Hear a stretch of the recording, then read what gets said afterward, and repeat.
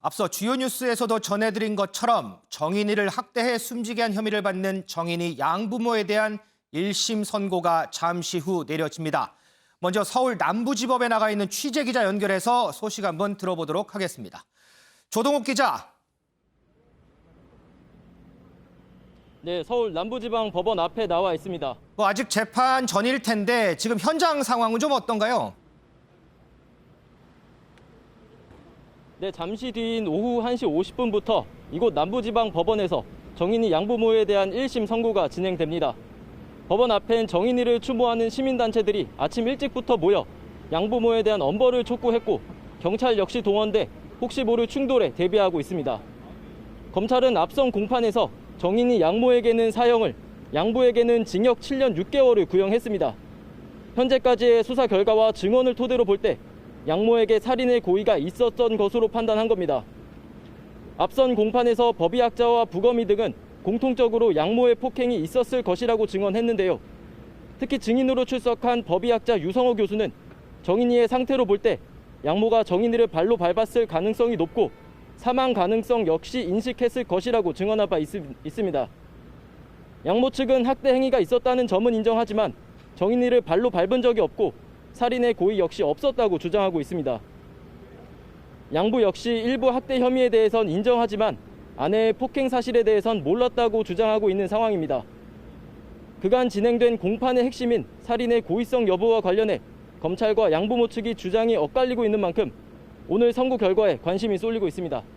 지금까지 서울 남부지방법원 앞에서 MBN 뉴스 조동욱입니다. 네, 관련해서 이 내용 좀 정리 좀 해보고 가겠습니다. 윤지영 기자, 네. 지금 1시 50분부터 이제 재판인데 지금 한 7분, 6분 뒤면 재판이 시작이 돼요. 네. 그 전에 이 정인 양 양부모에게 적용된 혐의, 구형량 한번 정리를 좀 해볼까요? 네, 이 구형량이 결정된 결심 공판 한 달 전이죠. 지난달 14일에 있었습니다. 이 검찰은 정인 양모에 대해서는 사형을 구형했고요. 양부에 대해서는 징역 7년 6개월을 구형을 했습니다. 이 검찰은 정인이 양모에 대해서 살인죄를 적용을 했는데요. 이 검찰은 정인이가 이미 심각한 복부 손상을 입고 있는 상황에서 숨질 수 있다는 걸 알면서도 이 양모가 치명상을 입혔다라고 판단을 하고 있습니다. 그러니까 이 살인 행위에 있어서 미필적 고의가 인정된다고 본 건데요. 네. 이 양모의 형량이 정해지는 이 핵심적인 부분, 바로 이 살인의 미필적 고의가 인정될지 여부입니다. 현재 양모는 앞서 이 중계에서 보신 것처럼 대부분의 폭행 행위 자체는 인정을 하고 있습니다. 네. 하지만 사건 당일 아이를 들어 올렸다가 힘이 빠져서 떨어뜨린 것이다라고 주장을 하고 있거든요. 그러니까 치명상을 입힌 적이 없다라고 얘기를 하고 있는 겁니다. 이 살해 의도가 인정될지 아닐지 여부에 따라서 이 살인죄 적용은 물론 형량도 크게 달라질 것으로 보이는데요. 저희가 앞서서 이전에도 전해드린 바가 있는데 표면적으로는 이 살인죄와 아동학대 치사죄의 경우에는 법정 형량이 징역 5년 이상 그리고 무기징역 등으로 같습니다. 하지만 대법원의 양형 기준은 판이하게 다릅니다. 이 아동학대 치사의 경우에는 기본 형량이 4년에서 7년, 살인죄는 10년에서 16년형으로 2배 이상 차이가 나거든요. 여기에 잔혹성이나 반성 여부 등도 이 양형에 영향을 줄 것으로 보이고요. 양부의 경우에는 검찰은 아내의 학대 행위를 알면서도 방관했다라고 판단을 하고 있는데 이 양부는 현재 아내의 구체적인 폭행 사실을 몰라서 대처하지 못했던 것이다 라면서 이 재판부에 선처를 호소하고 있는 상황이어서 이 부분도 재판부가 어떻게 판단할지 관심이 가는 지점입니다. 김은미 기자, 이 정인 양 사건 정말 많은 시민들의 공분을 샀어요. 이 양부모에 대한 강력한 처벌을 요구한다, 이런 목소리 여전히 높은 거죠? 네, 맞습니다. 이 잠시 뒤 있을 이 고 정인영의 양부모들이 1심 판단을 받게 될 이 남부지법의 앞에서는 사람들이 오늘도 많이 모였습니다. 모습을 좀 같이 보면서 얘기를 해볼까요? 그 앞에 보면 사람들이 저마다 지금 피켓을 좀 들고 서 있습니다. 이 피켓의 내용이 정인이 양부모들은 이 살인죄로 처벌을 해야 된다. 그리고 법정 최고형을 줘야 한다라는 이런 내용이 있습니다. 지금 보시는 저 모습이 남부지법 앞의 모습인데 오늘 모습이죠? 네, 맞습니다. 지금 피켓을 들고 있죠. 법정 최고형을 줘야 한다. 뭐 이런 내용도 있고 지금 앞에 하얀색 조화도 지금 저렇게 길게 깔렸습니다. 저 조화에 달린 문구들 좀 자세히 봤는데 아빠 엄마가 너를 위해 끝까지 싸워줄게. 그리고 정인아 울지 마. 정인아 많이 사랑해라는 이런 내용들이 담겼는데요. 이 남부지법 앞에 모인 이 시민들 중에서는 난 회사원인데 오늘 내가 연차를 쓰고 이 자리에 나왔다라고 하는 사람도 있었습니다. 연차까지 쓰고 나왔군요. 네, 그러니까 사람들이 얼마나 이번 정인양 사건에 대해서 많은 관심을 갖고 있는지 보여주는 모습이라고 볼 수 있겠습니다. 권영문 기자, 그동안의 이 정인양 양부모 이 법원에 수차례 이 반성문을 낸 걸로 알려지고 있어요. 네, 여기에 그렇습니다. 시민들도 맞서서 뭐 탄원서, 진정서 뭐 이런 것들 많이 제출했다면서요? 네, 그렇습니다. 이 정인이 양부모는 이 한두 차례가 아니라 11차례나 이제 반성문을 제출을 했습니다. 11차례나요? 네, 그렇습니다. 지난달 14일 검찰 구형 이후 시점인데요.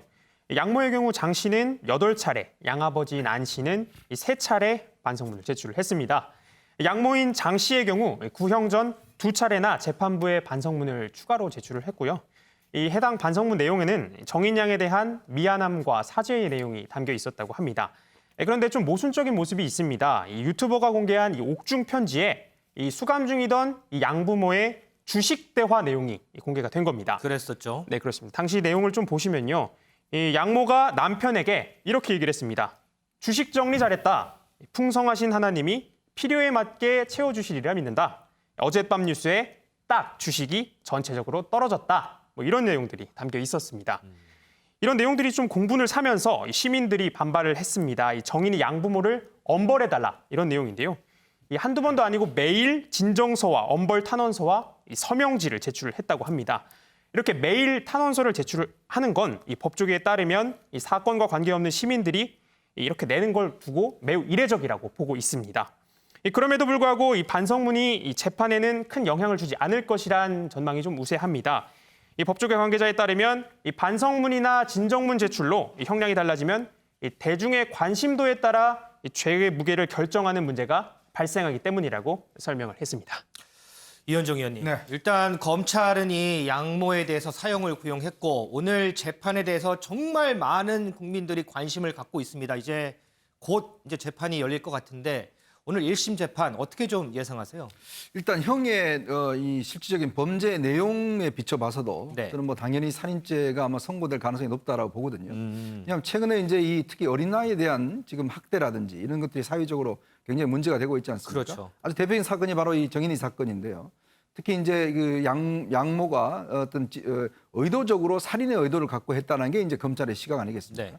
근데 보면 그동안 우리나라가 이제 그 살인을 선고를 하더라도 사형 집행을 1997년부터 이제 하고 있지 않습니다. 그렇죠. 네. 마지막인 게 제가 기억하기로 2016년도에 GOP 총기 난사 사건 그때 사형이 이제 선고되고 난 다음에는 일체 사형 선고도 일단 없습니다. 최근에 보니까 이영학 어금니 아빠 사건 같은 경우도 이제 대법원에서 무기징역이 일단 확정이 됐고요. 네. 또 아파트 방화 사건 같은 경우에 안인득 같은 경우도 이 대법원에서 무기징역이 확정이 됐습니다. 그렇죠. 그러니까 아마 1심에서는 이제 사형이 나오더라도 2심과 대법원 가서는 주로 무기징역이 나오는 이제 그런 상황인데 이게 뭐 우리가 97년 이후에 사실상 인간에 대한 존엄성이나 이런 것 때문에 이제 사형을 집행하고 있지 않는데 그렇죠. 이제 그러다 보니까 일각에서는 과연 이런 것들이 이 잔혹 범죄에 대한 이제 단죄가 제대로 되겠느냐 이런 또 이제 의문이 솔직히 있습니다. 네. 그렇지만 종교계를 중심으로 해서는 사형제도는 안 된다라고 이야기를 하고 있고 우리가 공식적으로 폐기는 하지 않지만 일단 집행을 하지 않음으로 해서 사형제도는 실질적인 이제 폐지과가 돼 있는 거거든요. 그렇죠. 네. 그러니까 어쨌거나 오늘의 판결을 보면 저는 뭐 조금 있으면 이제 판결이 나오겠습니다만은 재판부가 정말 이 사회에 엄중한 경고를 좀 울릴 필요가 있다. 저는 그런 생각입니다. 이 재판 결과는요 나오는 대로 저희가 속보로 바로 전해드리도록 하겠습니다.